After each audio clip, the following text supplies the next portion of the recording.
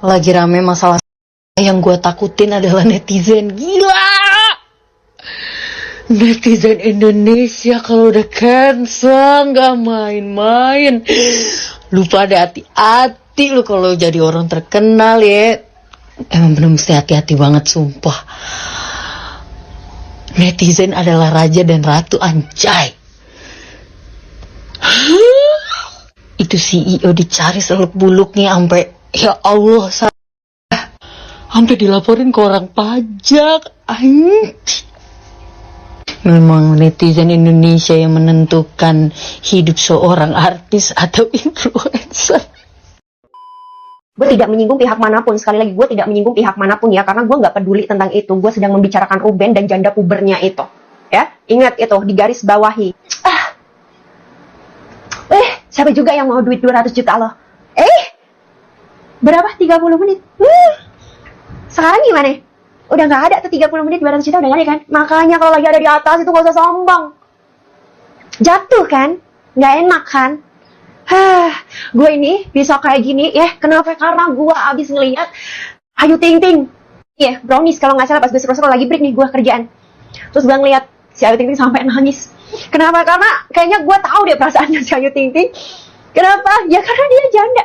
Terus anaknya itu gak dinafkahin namanya bapaknya sama sekali, ya kan? Jadi pasti dia mikir, ya Allah, ini ada laki-laki yang nafkahin sampai 200 juta sebulan buat anaknya aja dipersulit gitu kan. Lah ini kita pada janda begitu pasti si Ayu Ting Ting. Gue ngerasain banget tadi si Ayu Ting Ting sampai nangis. Lu pada ngeliat pasti ya kan, kalau lu scroll lu pasti ngeliat. Gue tahu perasaan Ayu Ting Ting karena gue juga janda. Janda satu anak yang sama sekali 1 rupiah pun gak ada nafkah. Lu janda puber ya, gue kasih tahu nih sama lu. Kita ini para janda-janda ini ya, yang tidak dikasih nafkah bahkan 1 perak pun. Lalu ya janda puber, ya ampun 200 juta. Itu bapaknya masih dipersulit untuk ketemu anaknya. Lu itu definisi mau pisah sama orangnya tapi gak mau pisah sama hartanya kayaknya ya. Ya gak tahu diri banget lu. Stop, itu nafkah stop. Kenapa? Buat apa lu tetap ngasih nafkah tapi dipersulit gitu? Best banget lu, gak usah dinafkahin gitu. Biarin aja ya. Lu simpen aja, itu nafkah lu simpen terus tabungin, depositoin, nanti ketika anak lu udah gede baru kasih nama anak lu. Kebayang gak sih lo? Lu udah nafkahin nih, ya tuh anak, lu udah nafkahin tuh anak, lesnya, sekolahnya, semuanya. Ketika ada olimpiade yang diajak siapa? Iya, berondongnya. Berondong apa itu? Ya berondong yang katanya CEO tapi jualan sempak sama BH itu. Kan kesel ya, lu pada pasti kesel kan? Karena kita ini kan udah milenial ya guys. Kita tahu tuh ya, gimana dulu perjalanan si Ruben itu dari pagi nyampe ke pagi. Itu rumah ngebangunnya udah jadi. Bahkan mau ditambahin lift dong, direnovasi lagi. Si Rubennya kerjanya udah kayak diperah tuh. Tiba-tiba, ini rumah yang bikin gue sama papi gue. Lu inget gak waktu Ruben ngasih mobil mami papi lu itu, rumah lu gimana? Lu inget gak tiba-tiba aja nyeplos itu rumah anak-anak lu yang dibangun oleh si Ruben ya. Pengen banget gue ngomong begitu, sumpah demi apapun. Kesel banget gue sumpah sebagai janda nih ya, yang tidak pernah menuntut nafkah untuk anak aja nih ya. Itu laki-laki gak punya kayak ngerasa ada tanggung jawab tuh sama tuh anak gitu. Kita ini ya, kalau bisa ya, itu darah dibuang dari anak itu kita buang say. Tapi udah gak bisa, bagaimanapun ya tetap biologisnya dia gitu. Sebagai janda puber lu, kalau perlu punya pasangan lu gitu. Oh ini bapaknya nih gitu, masih mau tanggung jawab nih sama anaknya, nafkahnya, mau ketemu silahkan. Ruben itu cuma sekedar mau ketemu sama anaknya, sampai dia ngasih ya tanggung jawab ke anaknya 200 juta masih tidak diketemuin juga tuh sama janda puber. Kayak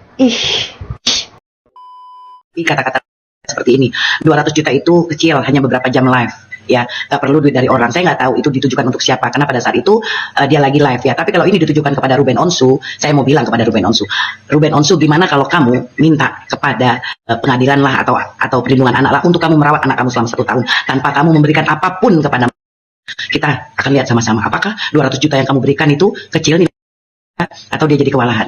Kamu harus membuktikan sebagai laki-laki kamu sudah cukup terhina menurut saya dengan pernyataan kalau memang itu ditujukan untuk kamu. Dan kamu juga harus membuktikan bahwasanya pengorbanan kamu selama ini sebagai seorang mantan suami yang menghidupin anak-anak kamu juga kepada mantan istri kamu, itu adalah kewajiban yang di luar daripada kewajiban kamu. Kewajiban kamu Ruben hanya untuk anak-anak, tapi kamu sudah memberikan itu lebih daripada untuk anak. Dan ini adalah merupakan suatu pengorbanan yang besar. Saya pun merasa kamu mengurangi budget dirimu untuk memberikan ini kepada anak-anak dan mantan istri kamu. Nah, sebagai seorang laki-laki kamu harus membuktikan bahwasanya kamu mempunyai harga diri. Kamu ambil anak kamu selama 1 tahun, kamu rawat Ruben, dan kamu buktikan apakah kesalahan atau tidak, atau mempengaruhi budget dia yang lain. Kalau tidak, berarti duit Ya, besok-besok kamu jangan kasih 200 juta lagi. Berarti dia mampu. Artinya, anak-anak itu hanya kamu tanggung. Ya, kehidupan dia tidak usah kamu tanggung.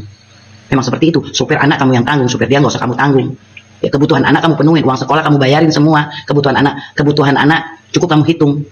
Ya, untuk beli-beli yang lain, Ruben, kamu tinggal memperhitungkannya, pakai hitung-hitungan kalau mendapatkan mantan istri yang seperti itu. Karena bagi banyak perempuan yang mantan-mantan istri, khususnya yang bercerai itu, tidak mendapatkan rezeki yang seperti itu. Kebanyakan wanita-wanita yang bercerai itu ditelantarin sama suaminya, kebanyakan, apalagi wanita yang bekerja. Nah, ini untuk membuktikan bahwasanya Ruben Onsu itu sangat menghargai kamu sebagai mantan istri. Seharusnya kamu itu bersyukur. Yang buat saya gemes juga pada saat itu katakan cong. Saya nggak tahu cong itu apakah untuk Ruben Onsu atau tidak. Tapi kata-kata cong itu sangat, menurut saya ya, itu sangat mengecilkan Ruben Onsu. Nah, bagaimana Ruben Onsu? Kamu sebagai laki-laki mempunyai harga diri dan kamu sudah cukup berkorban sebagai seorang mantan suami. Kamu harus membuktikan kasih sayang kamu terhadap anak-anak kamu itu sangat kami hargain. Melihat bagaimana upaya kamu untuk membahagiakan anak-anak kamu. Tapi di samping itu ada mantan istri yang tidak bersyukur terhadap apa yang sudah kamu berikan.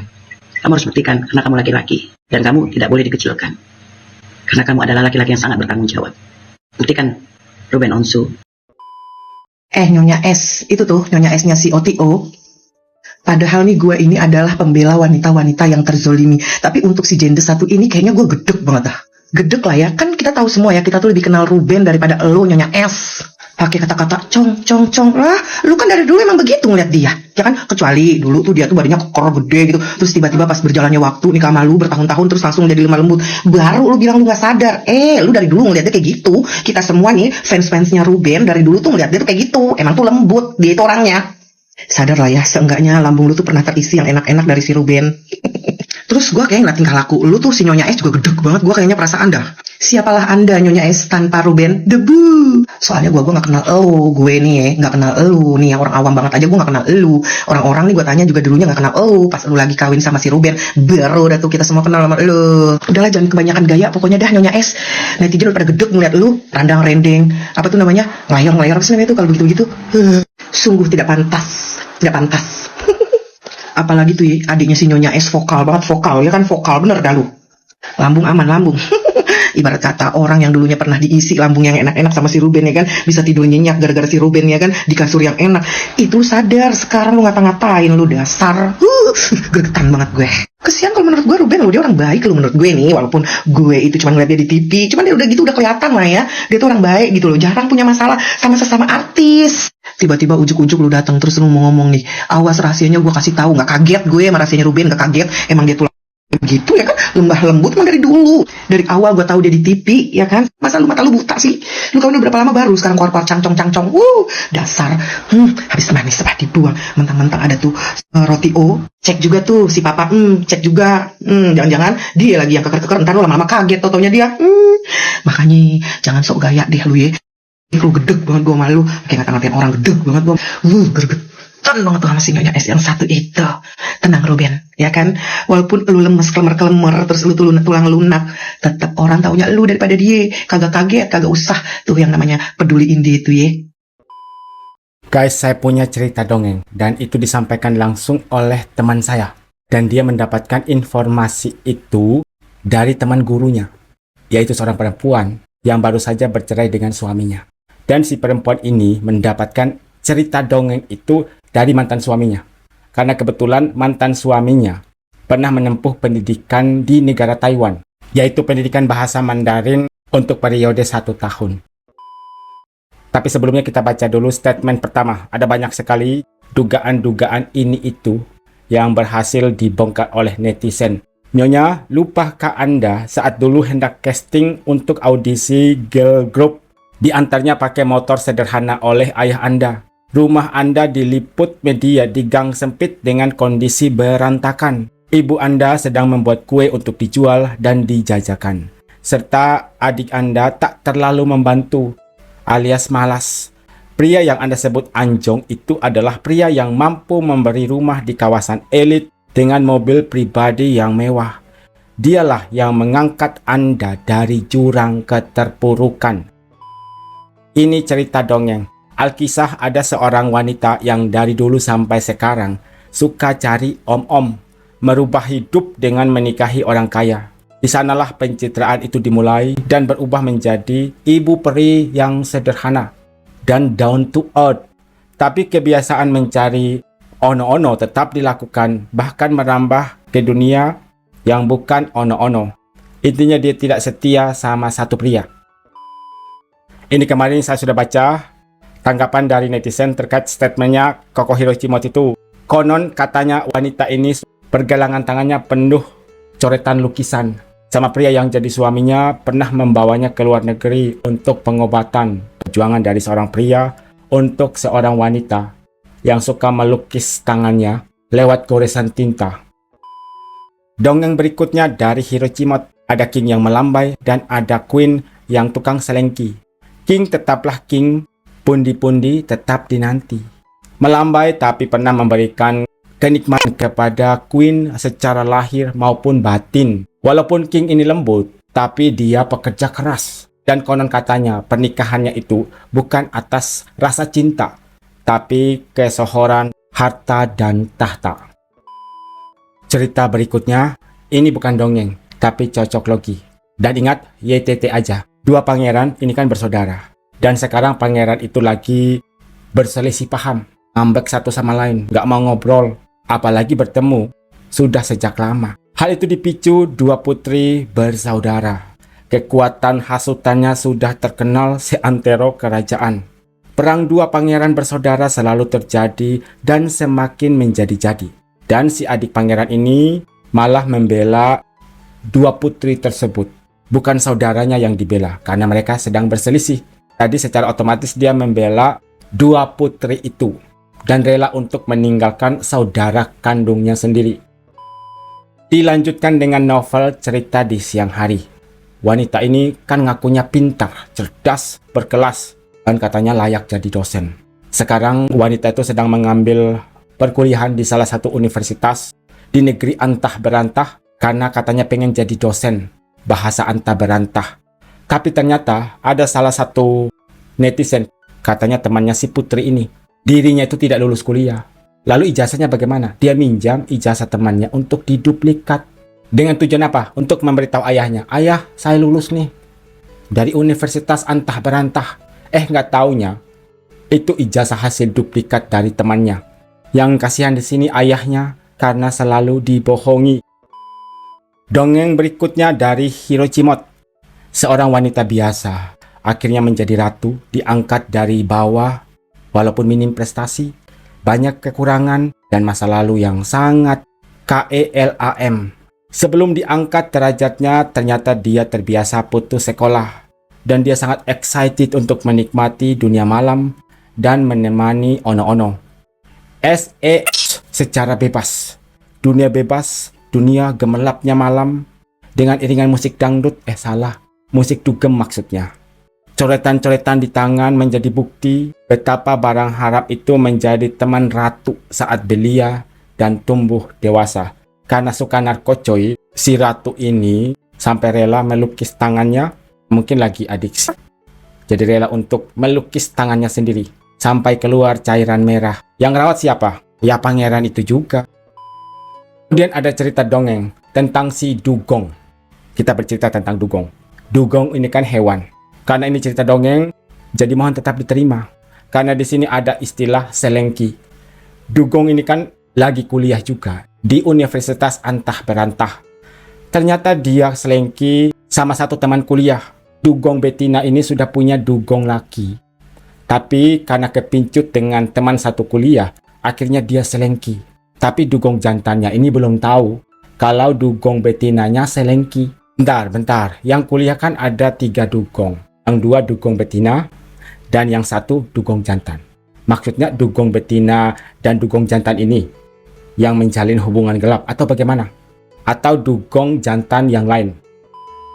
Tadi kan saya sempat bertanya, apakah yang dimaksud dengan Hiroshima dalam cerita dongengnya? Si dugong betina 1 ini selengki sama dugong jantan yang bekerja di rumah mereka sebagai stafnya dugong betina yang 1 ini. Dan muncul video ini. Salut dengan keakraban terjalin dalam bekerja sangat erat. Semoga tidak terpisahkan dalam bekerja. Oke, saya tangkap di sini maksudnya Koko Hirocimot tentang dongeng perselingkihan dari dugong betina yang sebenarnya sudah mempunyai dugong laki-laki, malah kepincut dengan dugong jantan teman kuliahnya sendiri yang notabene adalah stafnya sendiri, dugong jantan. Yang terakhir ini ada cerita dongeng. Jadi saya punya teman namanya Hasan. Hasan ini guru Mandarin. Kita jarang bertemu, tapi kalau bertemu pasti yang dibahas tentang bisnis barunya. Kemarin sore sekitar jam 6, dia datang ke tempat saya dan bercerita dongeng. Ingat, ini cerita dongeng. Jadi Hasan ini punya teman, seorang perempuan berinisial S. Dan kebetulan si S ini baru bercerai dengan suaminya yang berinisial RY. Dan si RY ini profesinya sama dengan Hasan, sama-sama guru Mandarin. RY pernah menempuh pendidikan di Taiwan. Sistem belajar Mandarin setahun. Dan di sana dia berteman dengan satu sosok, kita sebut saja princess. Dan dia menceritakan tentang kehidupan asli dari princess itu yang juga merupakan teman kampusnya di Taiwan. Katanya pergaulannya dalam tanda kutip sering ke klub malam, suka clubbing. Dan saya teringat dengan cerita ini dari seorang netizen. Mungkin dia juga pernah menempuh pendidikan di sana. Tapi ingat, tidak dalam kaitannya saya untuk menghubungkan cerita ini dengan cerita mantan suami temannya teman saya. Tidak ada hubungannya. Tapi kebetulan saja kok ceritanya sama. Katanya kehidupannya itu di sana nggak benar. Menurut cerita mantan suaminya temannya temanku yang bernama Hasan itu. Saya kaget dong. Lalu saya tunjukkan komentar ini kepada teman saya. Dia juga kaget. Hah, kok bisa sama ceritanya? Padahal dia belum pernah melihat komentar itu loh. Kok mirip-mirip ya ceritanya?